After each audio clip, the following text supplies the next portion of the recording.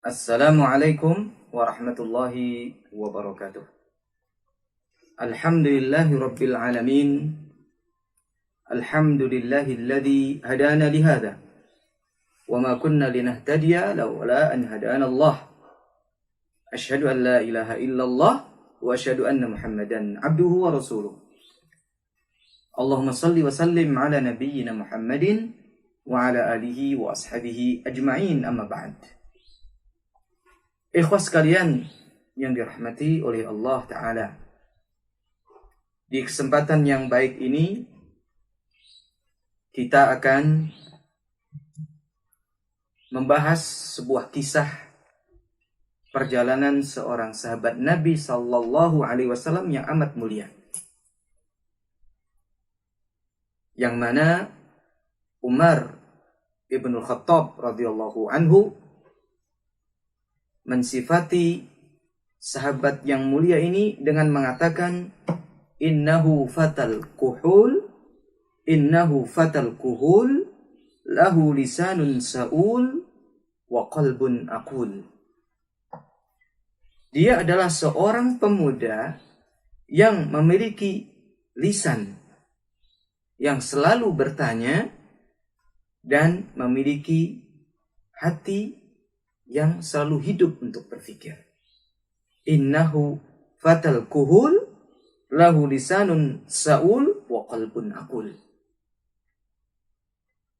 Siapakah beliau?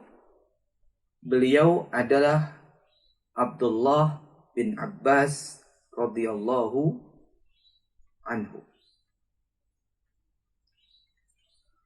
Pada diri sahabat ini, Abdullah bin Abbas ini, terdapat banyak kemuliaan. Di antara kemuliaan yang beliau miliki adalah menjadi seorang sahabat Nabi Sallallahu Alaihi Wasallam, walaupun beliau termasuk orang yang lahir terlambat, yang mana beliau lahir 3 tahun sebelum hijrah. Tetapi terlambatnya lahir beliau tidak menjadikan beliau tidak bisa menjadi sahabat. Tetapi walaupun beliau lahir terlambat, tetapi beliau menjadi seorang sahabat yang mulia, menjadi seorang sahabat yang begitu utama di antara sekian para sahabat. Di antara keutamaan lainnya adalah beliau juga mendapatkan kemuliaan dari sisi nasab sebagai sepupu Rasul Sallallahu Alaihi Wasallam, yang mana beliau adalah putra dari paman Rasul yang bernama Al-Abbas bin Abi Thalib. Kemudian beliau juga memiliki kemuliaan dari sisi ketakwaan, yang mana diceritakan bahwa beliau termasuk orang yang rajin untuk puasa di siang hari dan melakukan qiyam al-lail di malam hari. Beliau sering beristighfar di waktu sahur, dan beliau pun sering menangis karena takut kepada Allah Ta'ala sehingga air matanya membasahi kedua pipinya. Demikian juga beliau dikenal dengan julukan Habrul Ummah, tinta umat ini, karena keluasan ilmu yang beliau miliki, pemahaman agama yang beliau miliki sangat dalam. Hal ini adalah berkat atau barokah dari doa Rasul sallallahu alaihi wasallam yang Rasul panjatkan kepada Allah untuk Ibnu Abbas, ketika Rasul berdoa dengan mengatakan, Allahumma faqihhu fid din wa 'allimhu ta'wil. Ya Allah, berikanlah pemahaman kepada pemuda ini akan agama, dan ajarkan kepada dia tentang takwil. Yang dimaksud dengan takwil di sini adalah menafsirkan Al-Quran. Sehingga beliau pun menguasai kitabullah, sangat menguasai Al-Quran ini. Ya. Beliau adalah orang yang paling tahu tentang Al-Quran, paling tahu tentang tafsir Al-Quran. Sehingga di dalam menafsirkan Al-Quran, rujukan yang dipakai oleh para ulama adalah apa yang diriwayatkan oleh Abdullah ibnu Abbas radhiyallahu anhu atau radhiyallahu anhuma. Ibnu Abbas yang dilahirkan 3 tahun sebelum hijrah ini, yang mana ketika Rasul Shallallahu Alaihi Wasallam meninggal, beliau masih muda, ya. Atau boleh disebut sebagai masih anak-anak, ya, usia 13 tahun.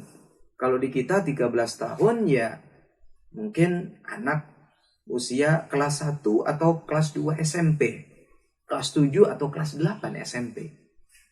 Tetapi ketika Rasul Shallallahu Alaihi Wasallam meninggal dunia, beliau, ya, kedalaman ilmunya, kedewasaannya, pemahaman akan agama ini melebihi daripada usianya itu sendiri. 13 tahun tetapi menjadi ulama di kalangan para sahabat.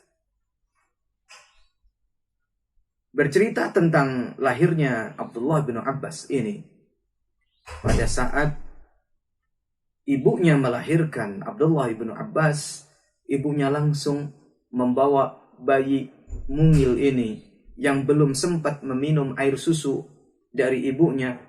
Ibunya membawa di hadapan kepada Rasul SAW untuk ditahnik.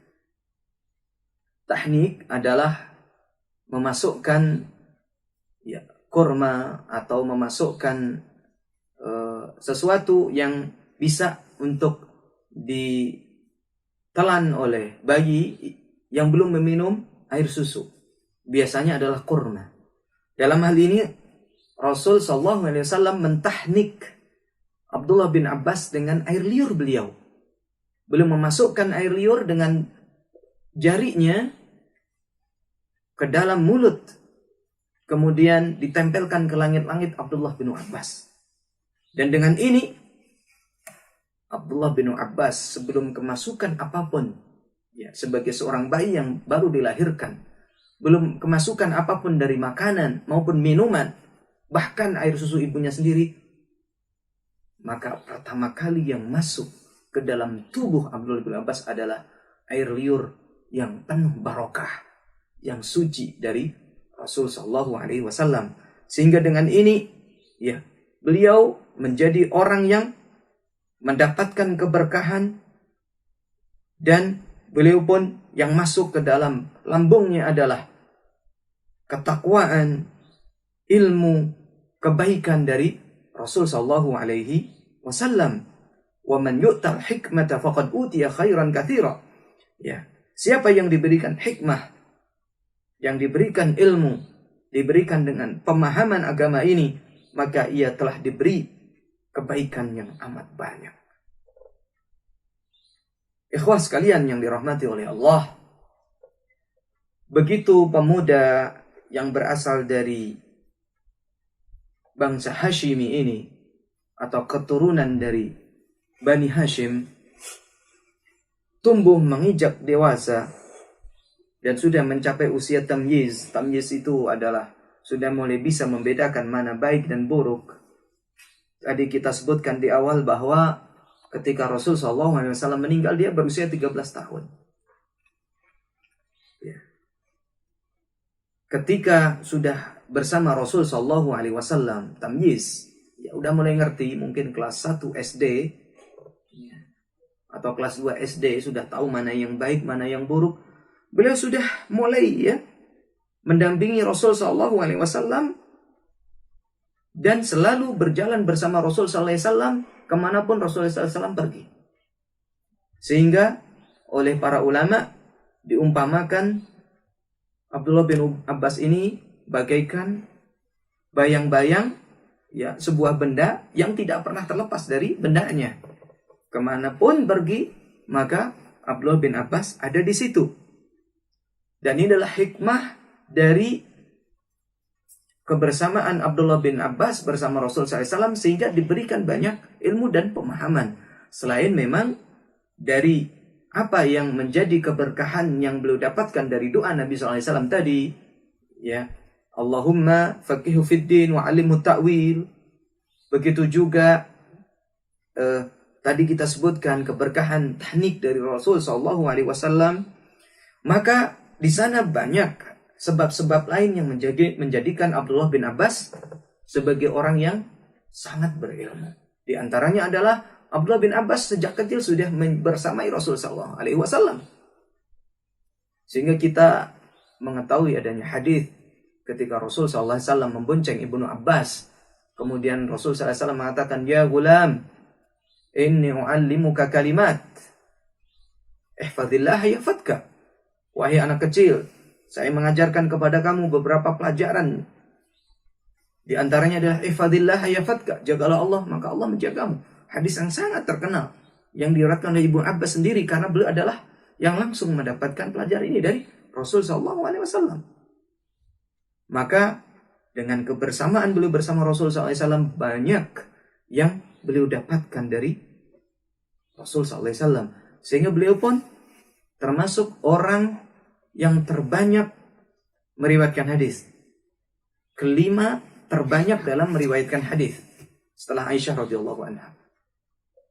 Karena banyaknya pelajaran yang beliau dapatkan kemudian beliau riwayatkan, beliau sampaikan kepada orang-orang yang belajar kepada beliau dari kalangan tabi'in maupun dari kalangan sahabat yang lain yang bertanya kepada beliau. Nah, dalam kondisi seperti ini, maka beliau adalah orang yang yahmilu baina jambaihi qalban hayyan. Dia adalah orang yang hatinya hidup. Orang yang pikirannya jernih. Kemudian dia banyak menghafal dari Rasul sallallahu alaihi wasallam. Begitu cepat dan begitu kuat mengalahkan ya, apa yang ada di zaman kita ini dari recorder, dari alat-alat yang bisa merekam. Kalau alat yang merekam bisa rusak, seandainya pakai kaset pita bisa putus, bisa usang dimakan oleh zaman. Tetapi Abdullah bin Abbas ya, adalah orang yang hatinya hidup, pikiran bersih, dan mampu untuk menghafal dari apa yang didapatkan dari Rasul sallallahu alaihi wasallam tanpa ada kesalahan, tanpa ada sesuatu yang menjadikan apa yang beliau pahami itu adalah pemahaman yang salah.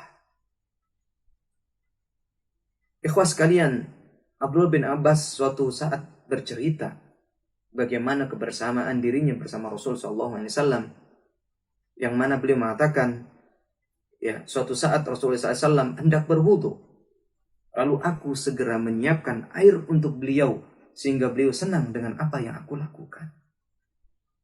Tatkala beliau hendak melakukan salat, beliau memberikan isyarat kepadaku agar aku berdiri di sampingnya sebagai makmum, dan aku pun berdiri di belakangnya. Begitu salat usai, beliau menoleh ke arahku dan berkata, "Mengapa engkau tidak berdiri di sampingku, ya Abdullah?" Aku pun menjawab, "Engkau adalah manusia yang terhormat dalam pandanganku, dan aku tidak pantas untuk berdiri di sampingmu." Kemudian ketika mendengar jawaban Abdullah bin Abbas ini, beliau mengangkat kedua tangannya dan berdoa kepada Allah untuk pemuda yang mulia ini dengan mengatakan, "Allahumma atihil hikmah." Ya Allah, berikanlah kepadanya al-hikmah. Para ulama ya berselisih pendapat tentang mana al-hikmah ini. Ada yang mengatakan Al-Quran, ada yang mengatakan As-Sunnah. Ya. Tetapi dari banyak perbedaan pendapat ini bisa kita simpulkan yang dimaksud dengan al-hikmah ini adalah al-fahmu fid din, pemahaman tentang agama. Sebagaimana doa Nabi SAW yang sebelumnya yang kita sampaikan tadi, Allahumma faqihu fid din wa alimhu ta'wil. Ya Allah, pahamkanlah dia akan agama dan ajarkan kepadanya tafsir dari Al-Quran. Ikhwah yang dimuliakan oleh Allah Azza wa Jal, Doa Rasul SAW tentu adalah doa yang pasti dikabulkan. Dan terkabullah doa ini sehingga Abdullah bin Abbas menjadi seorang sahabat yang luas ilmunya, menjadi ulama di kalangan para sahabat, dan mengalahkan sekian sahabat-sahabat yang berilmu pada saat itu. Sehingga beliau pun terkenal ya dengan keilmuannya. Banyak tabi'in yang datang ya berbondong-bondong ke beliau, memenuhi jalan ya di depan rumah beliau, sehingga mereka pun datang secara bergiliran ke rumah beliau untuk bertanya, untuk mendapatkan hadis, untuk mendapatkan ilmu dari beliau. Sehingga dikenal sekali dengan Madrasatu Ibni Abbas, madrasahnya Abdullah bin Abbas ini. Inilah kemuliaan yang dimiliki oleh Abdullah bin Abbas dari berbagai sisi, terutama masalah ilmu. Banyak yang diwariskan oleh beliau. Kalau kita mau flashback ke belakang, selain beliau tadi adalah yang selalu bersama Nabi, tapi beliau mau mencari ilmu ya, dari kalangan sahabat yang lain. Beliau pernah menceritakan bahwasanya apabila saya mendapatkan hadis, kurang lebih ya, saya mendapatkan apabila mendengar salah seorang sahabat Nabi SAW memiliki hadis yang tidak saya dapatkan, yang tidak saya dengar dari Rasulullah SAW, saya akan mendatangi sahabat itu. Dan aku rela diriku untuk tidur atau menunggu, walaupun saya tertidur, kemudian saya terkena debu, sapuan debu di rumah orang sahabat tersebut, ya, sampai sahabat itu keluar dari rumahnya dan bertemu dengan saya. Walaupun seandainya saya mengetok, pasti orang itu akan membukakan pintu. Seandainya saya minta izin untuk masuk ke rumahnya, pasti dia akan membukakan dan mempersilahkan saya masuk untuk mendengar hadis darinya. Tetapi demi saya menghormati sahabat tersebut dengan segala keilmuannya, dengan hadis yang dia miliki, maka saya merelakan diri untuk melakukan hal itu sampai orang itu keluar dari pintunya untuk sebuah keperluan dan bertemu dengan saya. Akhirnya orang tersebut pun keluar dan bertemu dengan saya. Dia pun heran, terkaget karena mendapatkan saya di depan rumahnya. Sehingga belum mengatakan, ya amma Rasulillah, wahai sepupu Rasulullah. Ya ibna ammi Rasulillah, wahai sepupu Rasulullah SAW. Apa yang membuatmu datang ke sini? Apakah engkau tidak berkirim surat saja sehingga aku datang kepadamu? Kata Ibnu Abbas, ya, akulah yang lebih pantas untuk datang kepadamu. Karena kata beliau, al-ilmu yu'ta wa la ya'ti. Karena ilmu itu didatangi dan ilmu itu datang. Dan setelah itu aku pun bertanya kepada orang tersebut, kepada sahabat tersebut tentang hadis yang beliau dengar dari Rasul sallallahu alaihi wasallam. Itulah Abdullah bin Abbas rela ya menghinakan dirinya dengan penuh rendah hati untuk menuntut ilmu, dan dia juga sangat memuliakan derajat ulama. Kita tahu di sana ada Zaid bin Thabit, seorang penulis wahyu, katibul wahyi, seorang pemuka Madinah, orang yang ahli di dalam al-qadha, ya, di dalam masalah pengadilan, ahli fiqih, ahli qiraat, ahli faraid,